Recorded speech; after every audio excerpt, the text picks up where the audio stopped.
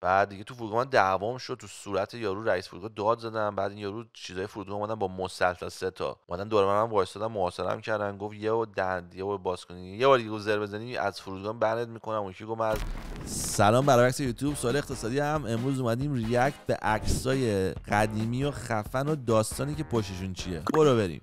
اولین عکس این توی با علیرضا و بهزاد و سپر.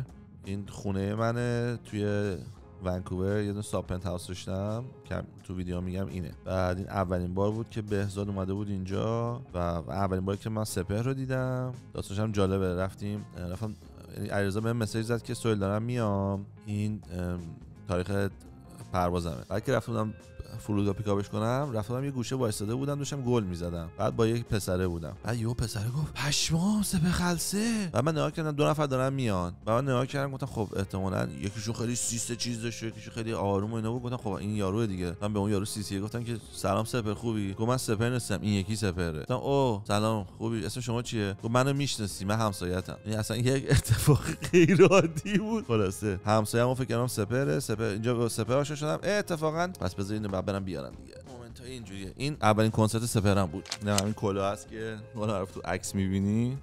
کنسرت سپر اولین کنسرتش گذاشت. وقتی که تموم شد این کلاهشو کادو داد به من، به قول معروف به عنوان یادگاری اولین کنسرتشو. دیگه منم اون یادگاری نگهش داشتم.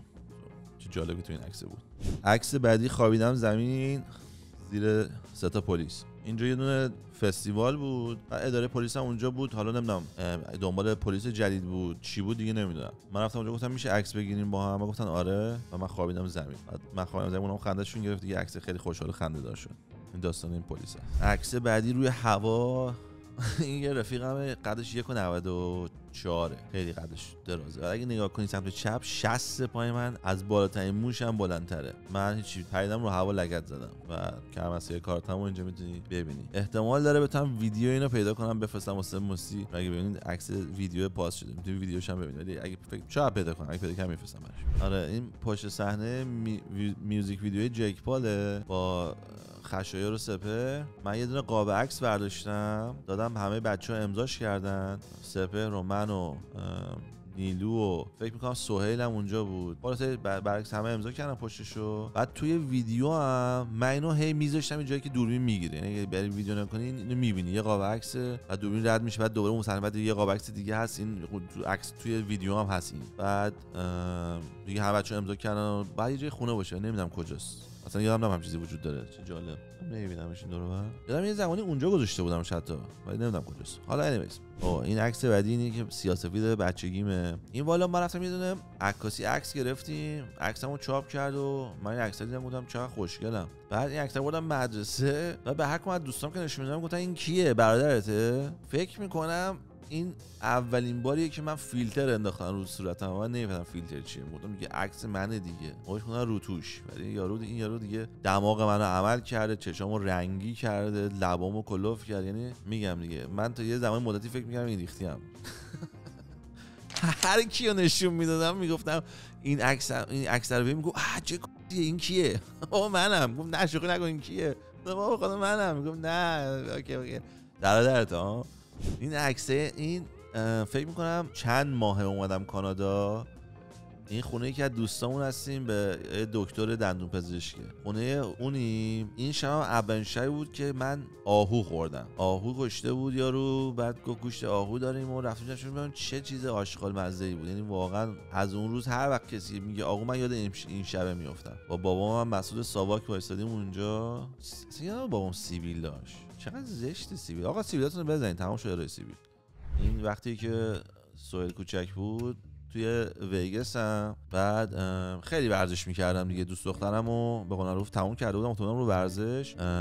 هر روز شنا میکردم، هفته 3 بار کیک باکسینگ میرفتم، هفته 3 بار با معلم ورزش بدنسازی میکردم، هفته 4-5 بارم میرفتم برای 1 تا 2 ساعت و نیم اسکواش، یعنی 1 ساعت و نیم تا 3 ساعت اکچولی، چون سشن 6 ساعت و نیم، 1 ساعت و نیم تا 3 ساعت هم اسکواش بازی میکردم بدون اینکه وایسم. یعنی مثلا میومدم بیرون مثلا ساعتم میزد یا نمیاد احمقانه میزدم، مثلا 6000 کالری مثلا سوزوندی اینجوری ورزش میکردم. توی ویگاس بودیم و هم این سفری که پشت لباسم زده بودم XIA زیا. بعد صبح خواب بلند شدم، راه رفتم تو خونه و یکی از بچه‌ها گفت چقدر سیکس پکت باحاله. من اینجا واسه خودم بیرون نگاه می‌کردم. گفت چه جواب نمیدی؟ بعد من با من داری حرف میزنی؟ گفت آره. من سیکس پک دارم. آره اینجا پایین نگاه کردم دیدم سیکس پک دارم. بعد رفتم تلفن در آوردم، یه آیفون نمیدونم 4 هم هست فکر می‌کنم. در آوردم یه دونه عکس گرفتم و این تنها عکسی که از من سیکس پک هم دارم. میگم اون موقع عکس مکس زیاد نمی‌گرفتیم ولی به قول معروف تو 30 سالگی سیکس پک هم در اومد. عکس بعدی سوار شترم. این اولین باری که من تو زندگیم شتر دیدم تو سن 35 سالگی بود توی مکزیک. دیگه با پاشا رفتیم شتر سواری. الانم گفت من نمیام، من حسین کارا ندارم. الانمون تو هتل آفتاب گرفت، من و پاشام رفتیم اشغال. عکس بعدی ما توی فرودگاهیم، همه رو زمین و این حرفا. خیلی بد. این مونترال بود. رفتیم هواپیمامون چیز شد، کنسل شد. هواپیما کنسل شد. بعد یعنی هوا طوفانی شد، تمام هواپیما کنسل شد. بعد من رو تلفنم نمی‌تونم هتل پیدا کنم، النا رو تلفن ببینم هواپیما پیدا کنه. پاشا رو زمین خوابیده، ماماکو خوابیده، بابام و اینا همه خسته وایسادن دور برمون. بعد دیگه تو فرودگاه من دعوام شد، تو صورت یارو رئیس فرودگاه داد زدم. بعد این یارو چیزای فرودگاه اومدن با مسلسل 3 تا اومدن دور برم وایسادن محاصره‌ام کردن. گفت یه دندیه رو باز کنی، یه بار دیگه زر بزنی از فرودگاه برنت میکنم. اون یکی گفت من از ایر کانادا برنت میکنم. یعنی دعوا شد، کثافت کاری. شب خفنی بود. ولی همون آدمی که باش دعوا کردم فردا بلیطمون رو آپگرید کرد به بیزنس کلاس مجانی به عنوان معذرت خواهی. این دعوامون تقصیر اون بود، تقصیر من نبود. من آدم بیشوری نیستم.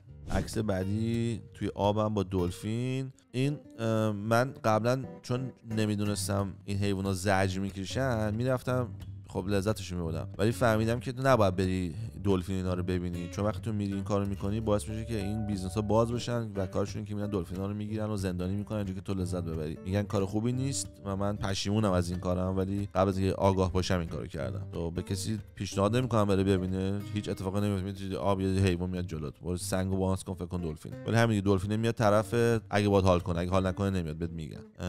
میاد طرف تو، میتونی نازش کنی و خودت بازی میکنه، بهش غذا میتونی بدی از این حرفا. عکس بعدی توی چیزه، توی مال بفرمایید شامه.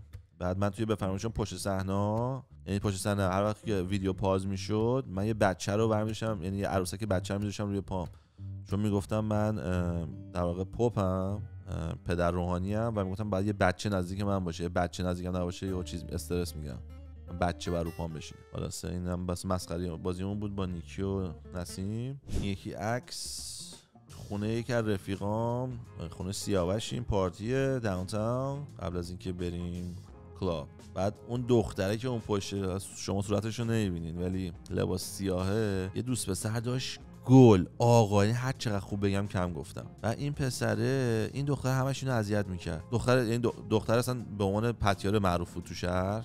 پسر اومد و پسر خوبی بودیم باهاش روکاب کرد. بعد از چند سال با پسره بودن زیاده، مثلا بعد 6 7 سال با پسره، دختر یهو رفت رو پسره چیت کرد و پسره رو پیچون. آقا پسرم زد، یه 2 سال بعد از اون میلیونر شد. یعنی یه آیدیا زد و آیدیاش میلیونی شد و فکر می‌کنم دختره خیلی داره هرس می‌خوره که انقدر خنگه. چه پسری هم بود، یعنی مثلا این پسری که گوه نمی‌شد زیر پله بود بعد بهش می‌چسبید، انقدر پسر گلی بود. این یکی توی هتل بهزاد لیتو هم. بعد من خوابیدم زمین، گفتم بیا عکس بگیریم. بعد گفتم من میخوام پاتو بذار رو من. بعد بهزاد پاشو نمیذاشت، بهم گفت نه آقا زشته. میگم بابا پاتو بذار روی من. بعد میگفت نه زشته. حالا اگه اینجا عکس شما زوم این کنین آقای ادیتور، میبینی که سایه کفشش روی بدن من، یعنی با این حالم آخر پاشو نذاشت، پاشو آورد یه سانتیمتری لباس من نگه داشت. شعور و بون آدما رو اینجور جاها میتونی احساس کنی که هر چمش کنم گفت نه من پام رو لباس تو نمیذارم. این یکی عکس توی عکس آخرم شب آخر بعد از اینکه تموم شده، یعنی بفرمایید شما گرفتیم تموم شد دیگه، داریم مسخره بازی در میاریم و خیالمون راحته و تموم شد دیگه. مثل همین برنامه جاکس.